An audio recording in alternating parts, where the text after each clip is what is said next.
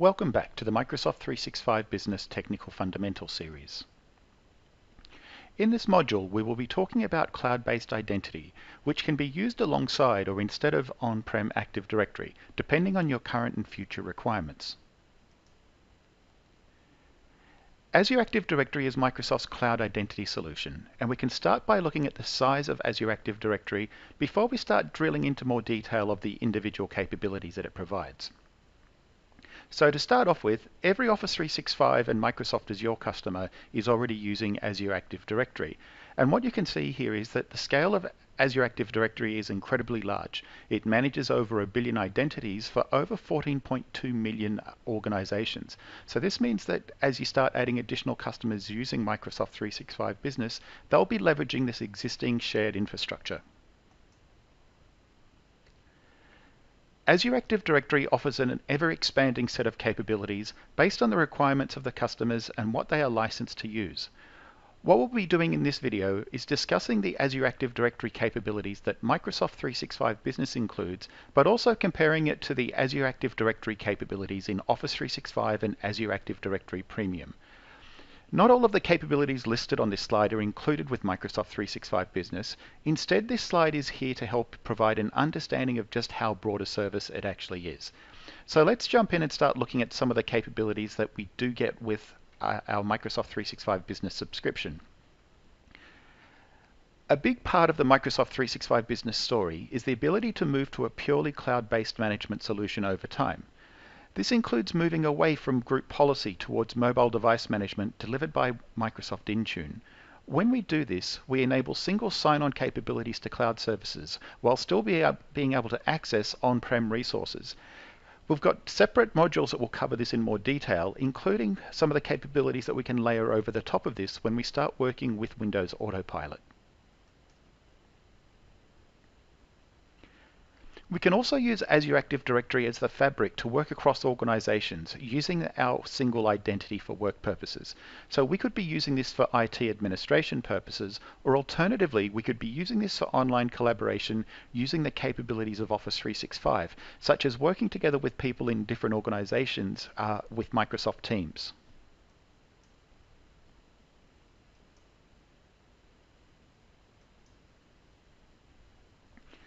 Cloud-based password resets are available to us here, and we can use a variety of different multi-factor authentication options, helping to take the pain out of forgotten passwords and password resets.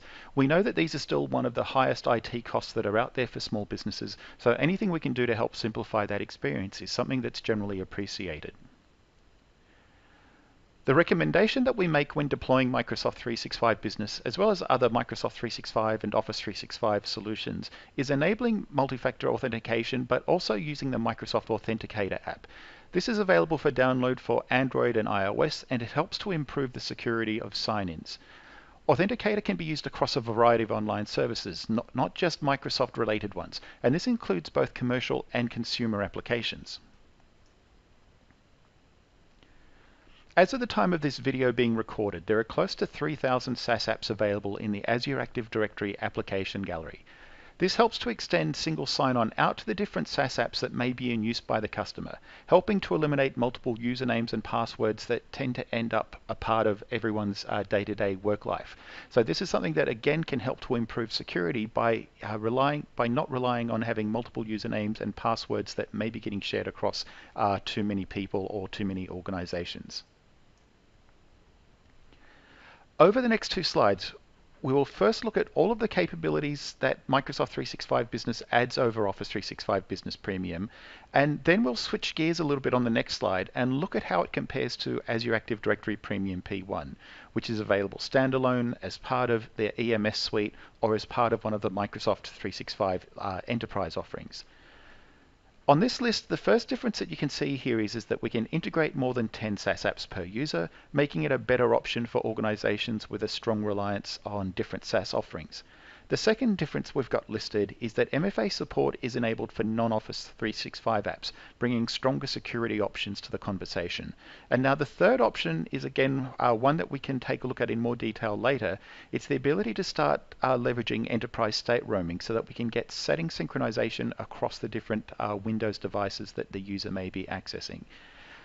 What you'll notice here is that I've got a URL here which provides a link out to the Microsoft 365 Business Service Description, and it's a good idea to go out to these service descriptions on a regular basis just to make sure that what you believe are features of a product are still the current features of a product, because these are cloud services and they do change over time. Now, as we move into this slide, what we're doing here is focusing on the AAD Premium P1 features that aren't part of Microsoft 365 Business. Rather than going through all of them, let's just focus on a couple of the ones that we do get asked about quite a bit when we're running events. The first one, dynamic groups. These can be created based on the objects in the directory matching the conditions that you specify. So this could include targeting different licenses based on the user's department, or maybe even creating a device group for targeting particular MDM policies. So these are just some of the examples that we can use with dynamic groups. With self-service password reset with on-prem AD right back, this gives us the ability to perform self-service password resets in Azure AD, like we mentioned on the previous slide, but now we can also go through and have these passwords written back to our on-prem Active Directory environment. And the final one we'll discuss quickly is one that's had a little bit of a change recently. Conditional access allows granular rules to be built around changing the user sign-in experience based on a set of conditions, including group memberships and location. The change that was made recently was there was the addition of a baseline policy that requires that over time will start requiring anyone using the admin accounts to actually require multi-factor authentication before they can actually access these. So this is obviously to help secure the top level capabilities of these different Azure Active Directory tenants. And this is something that's being enabled on all levels of Azure Active Directory. So obviously Microsoft 365 Business also inherits this.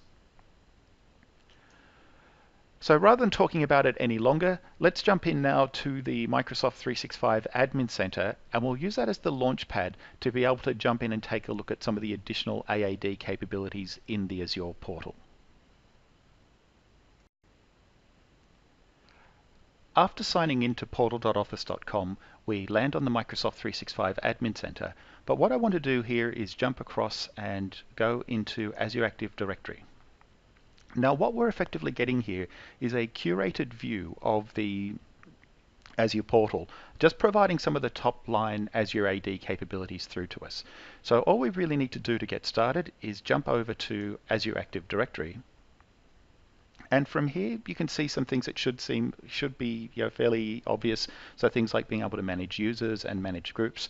So let's take a look at users, and we'll see that we'll have the users that were visible over on the Microsoft 365 Admin Center side available over here. If we need to do resets, etc., we can do some of these things over here pretty easily. If we take a look at user settings, this is where we can start seeing what are some of the capabilities that we want to provide the users. Do we want to be able to allow them to add their own applications, for example, for if they're in an organization that's a bit more self-service capable.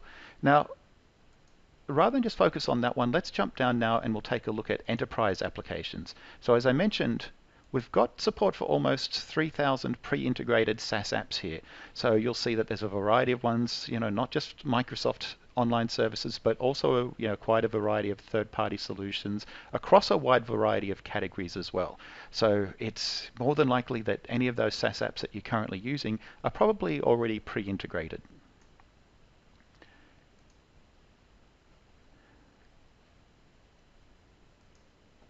Now, next up, I want to focus on what we start getting once we start working with devices. And obviously this is a new tenant, so I don't have any devices that have been enrolled yet. But if I jump down to device settings, some of the important pieces that we can see in here are really starting to allow us to benefit from some of these types of cloud capabilities that we've been discussing. So do we want to allow users to do an Azure Active Directory join? So if they're primarily going to be a cloud connected user, it might make more sense for them to use Azure Active Directory and join that as opposed to on-prem Active Directory. Do we want to add additional local admins? So we can basically populate the local machine with Azure AD admin accounts to manage that device, because by default, we don't necessarily want users to be local admins. Now, we can configure multi-factor authentication, the number of users per devices. 50 might be a little bit generous, but the final option down here is users may sync settings and app data across devices. So if we just hover over this, it's basically telling us that we can still go through this and we can start configuring it. So if I say that all users can do this, this means that things like browser favorites, desktop images, etc., can be synchronized, password synchronization between different Windows installs. So this is actually a really good one to enable when you are moving to more of a cloud-first type deployment scenario. Now I'll exit out of that without saving those changes. And I'll just show one final thing in here, and this is the thing that I mentioned has changed quite recently, which is previously if we clicked on conditional access and we were using Azure Active Directory Premium, we weren't using Azure Active Directory Premium, it effectively would have told us that we don't get any capabilities here. But what you can see here is that it's not allowing us to create a new policy, but instead it's giving us a baseline policy. So this is the one that it's currently a preview capability. By the time you watch this video, this may already be in production. But when we take a look at that policy and how we can choose to deploy it, then what we can do here is say that, do we want to use it immediately? So if we've done a bit of testing, we know what the impact is going to be, we may say use this policy immediately. But what you'll see there is we can't really change much around this one. All we can really do is say, look, we want to exclude a particular user for now, but over time you can understand why enforcing some of these additional security capabilities, especially around multi-factor authentication, are really going to be required regardless of the size of the organization. And as it says at the top, this policy will automatically be enabled in the future. And you can click on through to sort of see what the docs articles are to get an idea of what the thinking is and to get more details on what they're actually doing. So that just gives you a quick look at some of the capabilities that we do get inside of Azure Active Directory in the Azure portal. And we can sort of scroll through, you can see that there's a lot more, and even in here you can see things like new feature. So this is a cloud service, so it means that new capabilities are constantly being rolled out. But what you'll find though is as you go through and look at some of these announcements, make sure that you're looking at things that do relate to Microsoft 365 Business, not just to things that are only relating to other SKUs there. So we'll leave that demonstration here for now. Thank you for watching this video. For more information on the topics covered, take a look at the links provided as additional resources for these videos, and make sure you check out the other videos in this series.